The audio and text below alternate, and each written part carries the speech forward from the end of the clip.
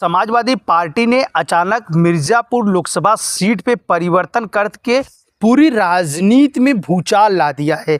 अनुप्रिया पटेल के सामने इस वक्त भदोही के वर्तमान सांसद भारतीय जनता पार्टी के डॉक्टर रमेश चंद्र बिंद को भारतीय जनता पार्टी ने टिकट काट दिया था। इसके बाद जहां समाजवादी पार्टी में यानी कल शनिवार को वह समाजवादी पार्टी ज्वाइन होते हैं और आज दोपहर करीब 1 बजे समाजवादी पार्टी ने उन्हें ग्रीन झंडी दे करके मिर्ज़ापुर लोकसभा सीट पर चुनावी रण में उतार देती है।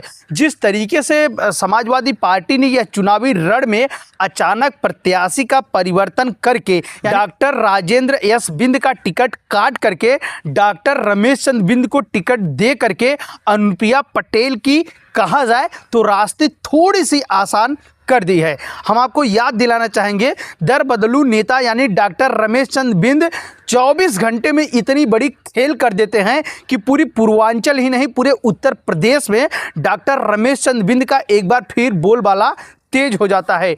अनुप्रिया पटेल के सामने डॉक्टर राजेंद्र एस बिंद कमजोर पड़ रहे थे। ऐसा समाजवादी पार्टी को लग रहा था कि उसकी यह बाहें कमजोर हैं। इस बाहों को मजबूत करने के लिए डॉक्टर रमेश चंद्र बिंद के ऊपर विश्वास जताया है। हम आपको याद दिलाना चाहेंगे कि डॉक्टर राजेंद्र एस बिंद इनको समाजवादी पार्टी ने सन 2019 में भी चुनावी मैदान में उतारा था, लेकिन अचानक उनके टिकट को काट करके दूसरे प्रत्याशी को वहां पे मैदानी जंग में उतारा था। तो 2024 में भी ऐसे ही समाजवादी पार्टी के मुखिया अखिलेश यादव ने अचानक परिवर्तन करके एक बार राजनीति में भूचाल ला दिया है। लेकिन हम आपको याद दिलाना चाहेंगे कि डॉक्टर राजेंद्र एस बिंद भदोही जनपद के निवासी हैं। भदोही लोकसभा सीट जो कि तृणमूल कांग्रेस के खाते में गई है, जहां ललितेश पति त्रिपाठी इस चुनावी रण में भारतीय जनता पार्टी के प्रत्याशी डॉक्टर विनोद बिंद के सामने हैं। तो डॉक्टर विनोद बिंद के सामने ललितेश पति त्रिपाठी जो चुनावी रण में है,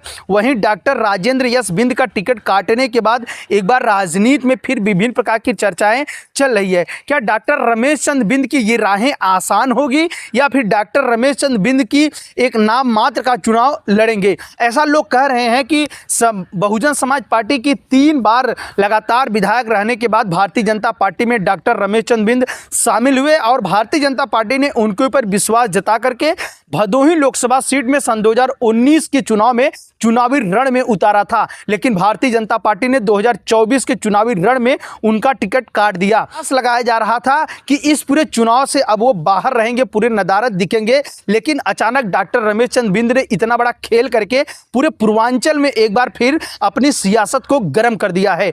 हम आपको बताना चाहेंगे कि जहां अभी समाजवादी पार्टी अपने प्रत्याशियों की लगातार परिवर्तन कर रही है, तो वहीं अनुप्रिया पटेल के समर्थन में यानी कल रक्षा मंत्री राजनाथ सिंह का उड़न खटोला मिर्जापुर में आएगा। और हम आपको याद दिलाना चाहेंगे यानी कल 13 तारीख को अनुप्रिया पटेल नामांकन भी करेंगी। तो ऐसा कयास लगा जा रहा है कि नामांकन करने से पूर्व यानी नामांकन सभा को संबोधित करने के लिए रक्षा मंत्री राजनाथ सिंह आएंगे। दोस्तों, जिस तरीके से समाजवादी पार्टी ने कुछ सीटों पर अचानक परिवर्तन करके इससे ये साफ साफ पता चल रहा है कि उसकी इस चुनाव में पकड़ कमजोर दिखाई दे रही है। शायद इसी वजह से समाजवादी पार्टी ने लगातार अपने प्रत्याशियों में परिवर्तन कर रही है। डॉक्टर राजेंद्र एस बिंद अगर इस चुनाव में अगर भारतीय जनता पार्टी की तरफ रुख अपना लेते हैं तो भदोही की जो सियासत जिसमें तृणमूल कांग्रेस जहां तक ऐसा लग रहा है कि चुनाव में काफ़ी अच्छा परफॉर्मेंस करेगी, लेकिन अगर डॉक्टर राजेंद्र एस बिंद आ जाते हैं उनके इस चुनावी रण में तो ये साफ साफ पता चल रहा है कि ये चुनावी रण जो है वो भारतीय जनता पार्टी के लिए राहें आसान कर देगी। क्योंकि एक तीर से जो 2 निशाने लगाने के लिए समाजवादी पार्टी के मुखिया अखिलेश यादव कर रहे हैं, इससे ये पता चल रहा है कि उनके अचानक प्रत्याशी के परिवर्तन करने से इस राजनीति में थोड़ी न थोड़ी परिवर्तन देखने को मिल रही है। ये राजनीति के अंदर खाने से जो खबर आ रही है वो यह खबर है राजेंद्र एस बिंद लगातार चुनाव प्रचार कर रहे थे, लगातार जनता के बीच जा रहे थे। ऐसे कयास भी लगाए जा रहे थे, ऐसे लोग ये भी मान लिए थे कि राजेंद्र एस बिंद ही समाजवादी पार्टी से चुनाव लड़ेंगे। लेकिन अचानक समाजवादी पार्टी के मुखिया अखिलेश यादव ने इतना बड़ा परिवर्तन करके एक बार फिर राजनीति में विभिन्न प्रकार की चर्चाएं शामिल कर दी है। तो जिस तरीके से डॉक्टर रमेश चंद्र बिंद बहुजन समाज पार्टी से छोड़ करके भारतीय जनता पार्टी में शामिल हुए, भारतीय जनता पार्टी को छोड़ करके समाजवादी पार्टी को शामिल हुए।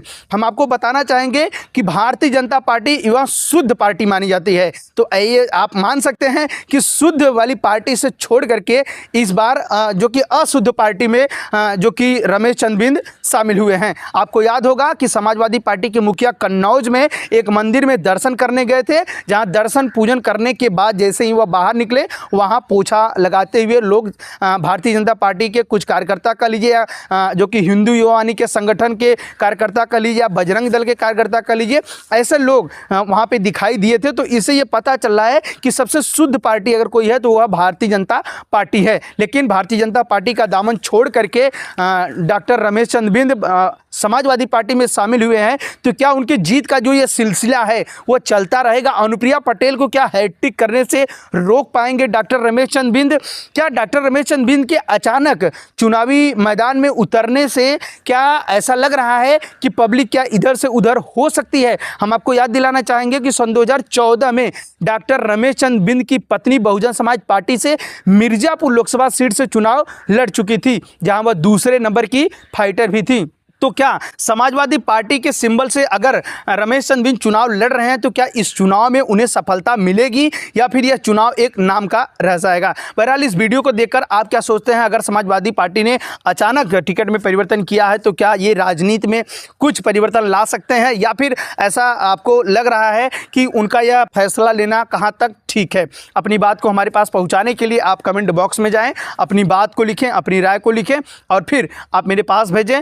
अगर यह वीडियो अच्छी लगी हो तो चैनल को सब्सक्राइब करें व खबरों को ज़्यादा से ज़्यादा शेयर करें ताकि इसी प्रकार की खबरें हम आप सभी के बीच लेकर आते रहें।